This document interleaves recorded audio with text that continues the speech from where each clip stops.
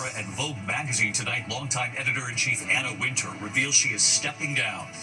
America Strong tonight, the Congressional Gold Medal awarded to the Army Rangers from World War II. The moving scene right here. And tonight, just in here, the loss of a famous film composer. From Mission Impossible to Cool Hand Luke to Dirty Harry. A profound impact if you'll hear his music. From ABC News World Headquarters in New York, this is World News Tonight with David Muir. Good evening, and it's great to have you with us here on a very busy Thursday night. We'll have more on this break-in at actor Brad Pitt's home, smashing their way in, the latest in a series of high-profile break-ins. We're live on the scene. But we do begin tonight with these severe thunderstorms. The watch right now for New York City, Philadelphia, Washington, D.C. Storms moving in just as the heat moves out. There is also a tornado watch in the Midwest. At this hour, the radar showing the extreme weather, that severe storm watch in the east, and the tornado watch for several states right in the middle of the country. In fact, remarkable scenes already. This is Largo, Florida, a tornado lifting this home right up off its foundation in the air for a time. It tips over on its side. That home remarkably comes back down. A 76-year-old woman inside the home. She survived this. And a tornado in southern Minnesota, one of 15 reported tornadoes already. And in the Northeast right now, this severe thunderstorm watch. Lee Goldberg standing by live with the forecast. And Stephanie Ramos with the remarkable images coming in tonight.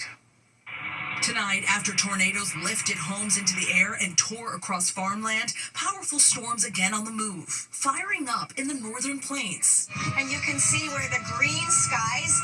Sirens sounding outside our Rochester, Minnesota affiliate as KAAL's Robin Wolfram broadcasts live. And of course, we're under a tornado warning. We want you to be safe. Be sure to get to your basements. Take cover. Overnight, a massive tornado southwest of Rochester tearing across Heartland, Minnesota. Watch as it crosses this road right in front of drivers. And in Largo, Florida, west of Tampa, unbelievable video from a security camera in the Ranchero Village retirement community. The tornado lifting that home all the way up, hanging in the air, before it comes crashing back down to the ground. Authorities say a 76-year-old woman was inside at the time, miraculously surviving. Authorities say at least 50 homes were damaged in the area.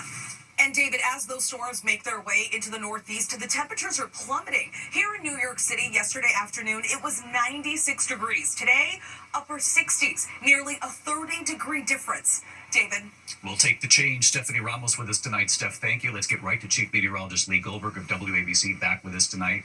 A big change indeed, but it does come with some really unsettled weather these next few hours. Yes, David, storms just 90 miles to our south in Philly right now. Some severe thunderstorms closing in on the city.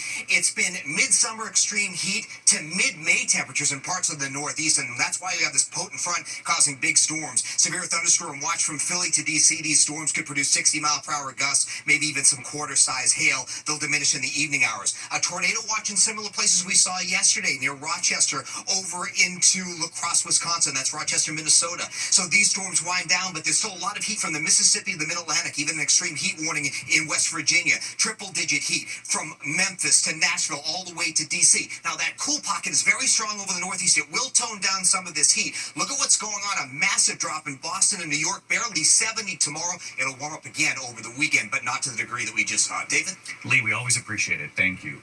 Now to the other news this Thursday night. Just in, news of a break-in at the L.A. home of actor Brad Pitt. Police say the suspects scaling the wall, smashing their way in, and what was done inside the home. This is the latest in a series of high-profile break-ins. This time it happened while Brad Pitt was known to be away promoting his new movie. Trevor Ault is on the scene for us. Tonight, Hollywood superstar Brad Pitt is the latest celebrity victim in a string of brazen home burglaries. Law enforcement sources tell ABC News police responded to a call at the actor's home around 10:30 last night. They say 3 suspects scaled a fence to gain entry to the yard, then smashed through a front window. Pitt was not home at the time. The star's been on the road promoting his new movie F1, seen here at the London premiere earlier this week. Police say the suspects ransacked the star's home with an unknown number of items taken. Investigators are now searching for any surveillance video from the home and the area. The break-in is the latest in a series of alarming crimes at the homes of Hollywood's biggest stars. Just last month, police say a man smashed his vehicle through the gate at Jennifer Aniston's property while the actress was home, and he was detained by private security. Nicole Kidman's house was burglarized in February, and Tom Hanks was victimized last year. And David, this is the gate that police say these suspects scaled to get up to the house. It's not clear if Brad Pitt was targeted here specifically or if they simply thought this was just another luxury home. David. A string of break-ins, Trevor, on the story tonight. Trevor, thank you. Now to the remarkable images tonight. The mystery fireball over multiple states, calls to 911 in several states, in fact. Some drivers startled by a bright light streaking across the sky, some reporting shaking and hearing a boom. Was it a meteor or space junk? What the National Weather Service is now saying, a piece of it actually came smashing through someone's roof, cracking the floor inside their home. Here's Victor Akendo. Tonight, this stunning sight caught on cameras across the southeast. A bright white fireball streaking across the sky, part of it crashing down to earth. Witnesses from Georgia, North and South Carolina, Virginia, and as far west as Tennessee reported sightings around noon. 911 call centers inundated. Some hearing a loud boom, saying they even felt shaking and thought it was an earthquake. Late today, the National Weather Service saying it appears either a meteor or space junk crossed the skies of North Georgia. Emergency officials in Henry County, Georgia, outside Atlanta, believe a piece of that object may have crashed through a resident's roof, smashed through the ceiling before cracking the floor. You can see the hole and the damage left behind. Catherine Farr capturing it on dashcam video while driving down I-85 in Anderson County, South Carolina. That ball of fire falling in clear blue skies. I think it's just like a once-in-a-lifetime experience, you know. It's really, really cool to see, but just definitely out of the ordinary. David, while it was a startling sight for sure, thousands of meteorites hit Earth every year. No injuries reported tonight. David? But can you imagine that family that it came right through the roof of that home? Victor Akendo tonight. Victor, thank you. Next tonight here, the U.S. strikes on Iran, and now this heated debate over the damage from those attacks. Tonight, the Pentagon with new details, and the Defense Department also revealing they've been studying this plan of a possible strike on Iran for 15 years, now saying those 30,000-pound bombs exploded exactly as planned. Tonight, President Trump now insisting Iran did not remove its enriched uranium, even though early intelligence indicated much of it might have been moved. While Iran's supreme leader tonight is saying the White House is exaggerating the damage at those nuclear sites. Here's Rachel Scott. Tonight, the Trump administration dispatching the Secretary of Defense and the chairman of the Joint Chiefs of Staff to pump up the president's claim that the U.S. strikes obliterated Iran's nuclear program. Secretary Pete Hegseth angrily dismissing an early Pentagon intelligence report that sources say indicates the attack only set back Iran's program a few months. Anyone with, two eyes, some ears, and a brain can recognize that kind of firepower with that specificity at that location and others is going to have a devastating effect. Hegseth and Joint Chiefs Chairman General Dan Kane insisted recent intelligence assessments showed the sites were severely damaged, but offered no new evidence or intelligence to indicate Iran's nuclear program was in fact destroyed. Kane saying that's a question for America's spy agencies, instead offering new details about the intricate attack he says had been discussed and strategized for 15 years over the course of several administrations. The weapons were built, tested, and loaded properly. 2, the weapons were released on speed and on parameters. 3, the weapons all guided to their intended targets and to their intended aim points. The general adding the massive bunker buster bombs exploded exactly as planned. We know that the trailing jets saw the first weapons function, and the pilots stated, quote, "This was the brightest explosion that I've ever seen. It literally looked like daylight." The early intelligence report indicated Iran removed much of its stash of near weapons-grade uranium before the strike. Today, the president insisting that's not true, posting nothing was taken out of facility, would take too long, too dangerous, and very heavy and hard to move. And tonight, new questions about the president's claims that Iran and the U.S. would be meeting next week. We're going to talk to them next week with Iran. We may sign an agreement. I don't know. To me, I don't think it's that necessary. But today, the White House press secretary says there is no meeting on the books. We don't have anything scheduled as of now. What is the holdup here in trying to schedule it? Are you experiencing any resistance from the Iranians? No, absolutely. some patience. And today in Iran, the supreme leader sounding defiant in his first public statement since the attack, claiming the U.S. failed to achieve anything significant and adding Trump, quote, grossly exaggerated. Today, the head of the United Nations nuclear watchdog said Fordow, which is Iran's most important nuclear facility, suffered enormous damage and it was no longer operational, but they stopped short of saying that it has been completely obliterated, as President Trump has suggested. David. Rachel Scott on this all week for us. Rachel, thank you. Here in New York City, the prosecution's closing argument, a Supreme Court decision today boosting efforts to defund Planned Parenthood. The conservative majority ruling that South Carolina can block the women's health clinics from Medicaid, cutting off funding even for non-abortion services, including contraception and cancer screenings. Other states could now do the same. Tonight, a special honor for the Army Rangers of World War II. House Speaker Mike Johnson presenting the Congressional Gold Medal to 5 Army Ranger veterans still alive. Only 2 were there to make the ceremony to accept. 5 in all remain from the 6,500 Rangers who served. Speaker Johnson saying they were all ordinary men called to extraordinary valor. When we come back tonight, the end of an era at Vogue magazine. Longtime editor-in-chief Anna Wintour reveals she's stepping down, what she plans to do now. Also, we remember a famous composer behind so many iconic movies, Dirty Harry, Cool Hand Luke, Mission Impossible. We'll go back and listen tonight. And this evening, look at this, the terrifying moment. A worker in a lift, a bucket truck right there, when an 18-wheeler smashes into the truck. The worker then dangling in his harness. Where this played out here in a moment.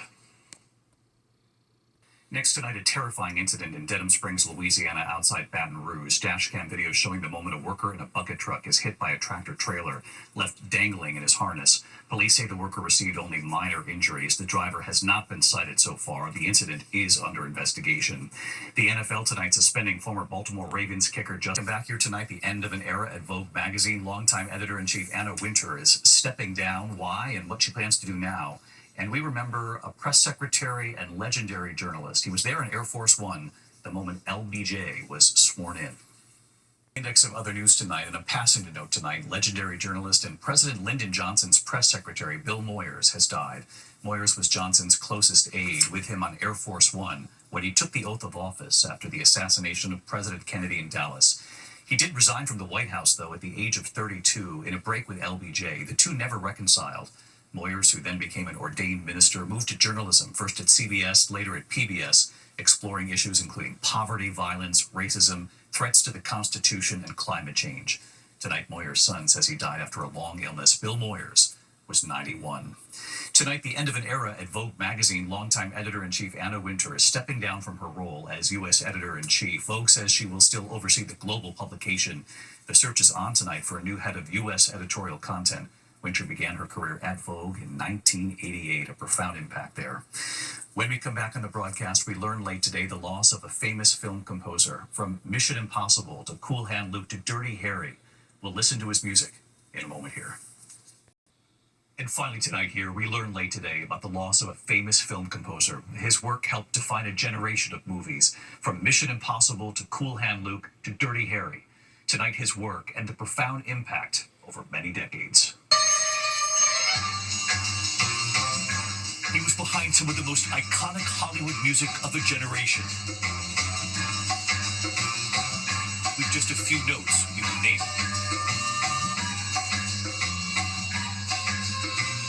The Mission Impossible theme.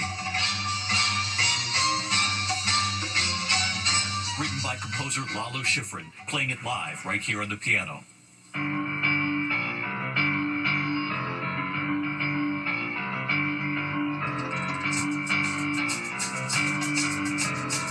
Soundtrack becoming a bestseller in 1968 and the theme reaching number 41 on the Billboard Pop charts, earning 2 Grammys.